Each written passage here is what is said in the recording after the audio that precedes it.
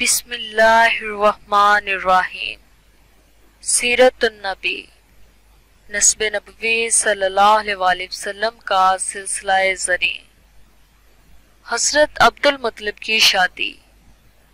حافظ ابو سعید نشاپوری نے ابو بکر بن ابی مریم اور سعید بن عمرو انصاری کے ذریعے سے حضرت کعب الاحبار سے روایت کیا ہے کہ جب حضور صلی اللہ علیہ وآلہ وسلم کا نور مبارک حضرت عبد المطلب میں منتقل ہوا اور وہ جوان ہو گئے تو ایک دن عتیم میں سو گئے، اٹھے تو آنکھ میں سرما اور بالوں پر تیل لگا ہوا تھا اور حسن و جمال میں بڑا اضافہ ہو چکا تھا۔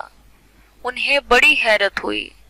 ان کے والد انہیں قریش کے کہنوں کے پاس لے گئے اور سارا ماجرا بیان کیا۔ انہوں نے سن کر کہا کہ اللہ تعالیٰ نے اس جوان کی شادی کا حکم دیا ہے۔ چنانچہ انہوں نے پہلا نکاح قیلہ سے کیا، پھر ان کی وفات کے بعد فاطمہ سے نکاح کیا تو ان کے نصیب میں نور محمدی صلی اللہ علیہ وآلہ وسلم آیا اور ان کے بطن سے حضرت عبداللہ متولد ہوئے۔ حضرت عبداللہ بن عبد المطلب رضی اللہ تعالیٰ عنہ۔ عدی بن نوفل نے حضرت عبد المطلب کو بڑے غرور سے تانا دیا، اے عبد المطلب، ہمیں اکڑ کر دکھاتے ہو، حالانکہ تم اکیلے ہو، تمہاری اولاد نہیں۔ آپ کا دل ٹکڑے ٹکڑے ہو گیا۔ حسرت اور عاجزی سے بارگاہ رب العزت میں دعا کی، اے اللہ 10 جوان بیٹے عطا فرما، ان میں سے ایک تیری راہ میں قربان کر دوں گا، دشمنوں کی اکڑ توڑ دے۔ جب چاہے زمزم کھودا جا رہا تھا اس وقت انہوں نے یہ دعا کی تھی۔ چند سال پہلے کی ہوئی دعا کی قبولیت آج عملی صورت میں ان کے سامنے جلوہ گر تھی۔ وہ سرور و انبساط اور شکر و عاجزی کے ملے جلے جذبات کے ساتھ پیچھے جا رہے تھے۔ مسرت کے آنسو رواں تھے اور وہ سراپا عجز و نیاز اور پیکرے بندگی بنے اپنے رب کریم کا شکر ادا کر رہے تھے، جس نے انہیں یہ روزے صحیح دکھایا تھا اور 10 حسین و جمیل بیٹے عطا فرمائے تھے جو صحت مند، توانا، واروب اور سرور رواں کی طرح بالا قامت تھے، جو انہیں دیکھتا یا تو شک اور حسد سے جل جاتا یا خوشی سے پھولے نہ سماتا۔ وہ خیر خواہ اور بدخواہ کی پہچان بن گئے تھے۔ بدخواہ کی بنوئیں سکڑ جاتی اور خیر خواہ کی بانچیں کھل جاتی۔ حضرت عبد المطلب نے سب کو اپنے پاس بلایا اور انہیں اپنی بے بسی کے ایام کہنا کی داستان سنا کر اپنی نظر کا ذکر کیا۔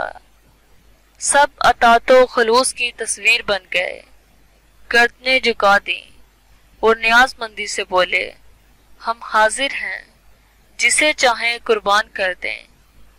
حضرت عبد المطلب نے ساتنی کعبہ کو حکم دیا، قرہ ڈالو، جس کے نام قرہ نکلا اسے قربان کر دوں گا۔ عباس، حمزہ، ابو طالب، ابو لہب، حارث، زرار، مکوم، زبیر، یداق اور عبداللہ سب بھائی ایک قطار میں کھڑے ہو گئے۔ بعض نے قسم اور مغیرہ 2 ناموں کا اضافہ کیا ہے۔ ان کی بہنیں صفیہ، ام حکیم، عاتقہ، امیمہ، عروی اور برا بھی دھڑکتے دلوں کے ساتھ دوسری قطار میں کھڑی ہو گئیں۔ سب کی نظر ایک ہی نقطے پر مرکوز تھی، دیکھیں کس بھائی کے نام قرہ نکلتا ہے۔ سب عزیز اور پیارے تھے، مگر جو سب سے پیارا اور سب سے چھوٹا تھا اس کے نام قرہ نکل آیا۔ یہ حضرت عبداللہ تھے۔ حضرت عبد المطلب کی جان ہوا ہو گئی مگر زبان سے اف تک نہ کی۔ یہ وعدہ خلافی اور شان تسلیم و رضا کے منافی بات تھی، اس لیے چپکے سے حضرت عبداللہ کا ہاتھ پکڑا اور مصیبہ کی طرف چل پڑے۔ قریش اور ان کے بیٹے چینک پڑے، سردار، اگر آپ نے اولاد ذبح کرنے کی ریت ڈال دی تو یہ ایک رسم پڑ جائے گی۔ ہر کوئی اظہار بندگی کے لیے جوان اولاد کو ذبح کرنا اور اس کی قربانی دینا ضروری خیال کرنے لگ جائے گا۔ اس لیے آپ مہربانی کریں ایسی ریت نہ ڈالیں جس کا افعا بعد میں مشکل ہو جائے۔ کوئی ایسا حل تلاش کریں جس سے آپ کی نظر بھی پوری ہو جائے اور عبداللہ کی جان بھی بچ جائے۔ عبداللہ بہنوں کا لاڈلا اور ان کی آنکھوں کا تارا تھا۔ انہوں نے مسئلے کے حل پر بہت زور دیا اور والد گرامی کو مجبور کیا کہ وہ کوئی اور قابل عمل صورت نکالیں۔ قربانی کی رسم ڈالنا موضوع نہیں۔ آخر حضرت اسماعیل علیہ السلام کی قربانی کی متبادل صورت بھی تو نکل آئی تھی۔ حضرت عبد المطلب بڑے ہی زیرک، دانا اور مدبر اور نکتہ رس انسان تھے۔ دماغ پر زور دیا، ممکنہ صورتوں کا جائزہ لیا، لیکن انصاف پسند دماغ نے کسی صورت کو بھی قبول نہ کیا۔ ان سے بے وفائی کی بو آتی تھی۔ اچانک نہا خانہ دل میں بجلی کا ایک کوندا لپکا، جیسے اندھیرے میں جگنو چمکا ہو، اور دل و دماغ نے اسے آزمانے کا فیصلہ کر لیا۔ بولے، ہمارے ہاں آج کل ایک آدمی کے دیکھ دھون بہا 10 اونٹ ہے۔ آپ 10 اونٹوں کے ساتھ عبداللہ کا قرعہ ڈال کر دیکھیں۔ اگر اونٹوں کا نام نکل آئے تو بہتر، ورنہ 10 اونٹوں کا اضافہ کر دیں۔ قرعہ ڈالا گیا، عبداللہ کے نام نکلا۔ انہوں نے 10 اونٹوں کا اضافہ کر دیا، پھر قرعہ ڈالا۔ اس دفعہ بھی عبداللہ کا نام نکلا، پھر 10 اونٹوں کا اضافہ کر دیا۔ اسی طرح 9 دفعہ ہوا، ہر بار عبداللہ کا نام نکلا، مگر جب اونٹوں کی تعداد 100 ہوئی تو اونٹوں کا قرعہ نکل آیا۔ بھائی بہنوں نے سکھ کا سانس لیا، مگر حضرت عبد المطلب کی تقوی شعر اور انصاف پسند طبیعت نے اسے قبول نہ کیا۔ فرمایا، 3 دفعہ اور قرعہ ڈالوں گا، اگر ہر بار اونٹوں کا قرعہ نکلا تو یقین کروں گا کہ میرا رب راضی ہو گیا ہے، اور اس نے 100 اونٹوں کے بدلے میرے عبداللہ کی قربانی منظور فرما لی ہے۔